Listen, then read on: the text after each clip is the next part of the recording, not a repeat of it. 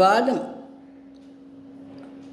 அது இருக்கிறவளுக்கு உடம்புல வாத நோய், மூட்டு வலி இதெல்லாம் இருக்கிறவளுக்கு ஜீரண சக்தி குறைவாக இருக்கும், செரிக்கிற சக்தி குறைவாக இருக்கும். இவர்கள் சாப்பிட்ற உணவு ரொம்ப குறைவு தான். ஆனால் அந்த குறைவான உணவையும் செரிக்கிறதுக்கு இவளோட வயிறுக்கு சக்தி இருக்காது. அதுதான் அந்த வாதத்தினால் வரக்கூடிய பிரச்சனை. இவள் எடுத்துக்கொள்ள வேண்டிய சில உணவுகள் என்னென்னா, ஆலிவ் ஆயில், இதை சமையலுக்கு யூஸ் பண்ணலாம். விட்டமின் சி சத்து உள்ள எலுமிச்சம்பழம், ஆரஞ்சு பழம், திராட்சை பழம் இவைகளெல்லாம் எடுத்துக்கலாம். ஸ்ட்ராபெரி எடுத்துக்கலாம், கேரட் எடுத்துக்கலாம், முழுதானிய உணவுகள் எடுத்துக்கலாம்.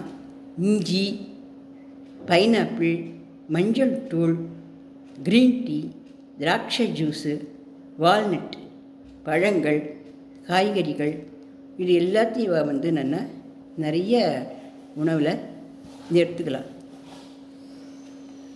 முக்கியமாக என்ன பண்ணணும் அப்படின்னா, எடையை ரொம்ப குறைச்சி விடணும்.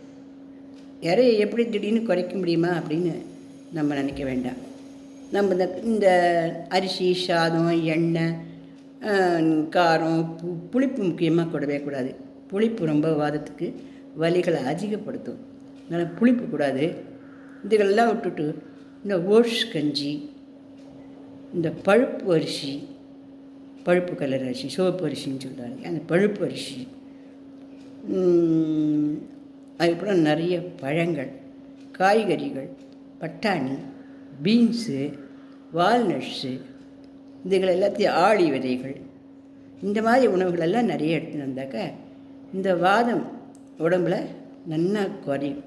அப்படி குறைஞ்சது அப்படின்னாக்க நம்மளால் நல்லா நடக்க முடியும், முட்டி வலிலாம் இருக்காது, உடம்புனுடைய எடையும் நல்லா சல்லுன்னு குறைய ஆரம்பிக்கும். ஏன்னா நம்ம உடம்பு எடை சாப்பிடாமையே கூடிட்டு போயிடுது இல்லையா? அந்த கூடுதலான எடையை இந்த கால் முட்டிகளுக்கு தாங்க முடியாத முட்டி வலி வருது. வாத நாராயண தைலம் அதை வாங்கி நல்லா முட்டிகளில் தடவி வெந்நீர் வச்சு நல்லா ஒத்தடம் கொடுத்துக்கலாம். இது மாதிரி செஞ்சுன்னு வரலாம். இந்த முட்டி வலி நல்லா நீங்கும். முடியுமானாக்க பூண்டு, வெங்காயம் ரெண்டுத்தையும் நல்லா அரைச்சி முட்டிகளில் தடவி நைட்டு காத்தால் எழுந்ததும் அலம்பி காலை நல்லா கழுவி விட்டுக்கலாம். ஆனால் கொஞ்சம் எரியும் பாவம் அது, அதனால் காத்தால் கொஞ்சம் லைட்டாக தேங்காய் எண்ணெய் தடவி அப்புறம் கால்களை அலம்பி விட்டுக்கலாம். இந்த மாதிரிலாம் செய்யலாம். இது இந்த வாதத்துக்கு நல்லது. ரொம்ப உட்காந்துட்டு இருக்கக்கூடாது. உட்காந்துட்டு இருக்கிறதுனா நம்ம விரும்ப வேலை செய்யாது எந்த பெண்மணியும் உட்காந்துக்க போதில்லை. இருந்தாலும் கம்ப்யூட்டர் ஒர்க்குன்றதுனால நம்ம ஒர்க்கை முடிச்சுட்டு தான் எழுந்துக்க முடியும் அப்படின்னு 6 மணி நேரம், 8 மணி நேரம், 10 மணி நேரம் உட்காந்து ஒர்க் பண்ணுறதுனால இந்த வாதம் அதிகரிக்கும். அதனால் நடுவில் எழுந்தி கொஞ்சம் நாள் ஒரு 2 மணி நேரம் உட்காந்துருந்தோம்னா ஒரு 10 நிமிஷம் நடக்கிறது நல்லது.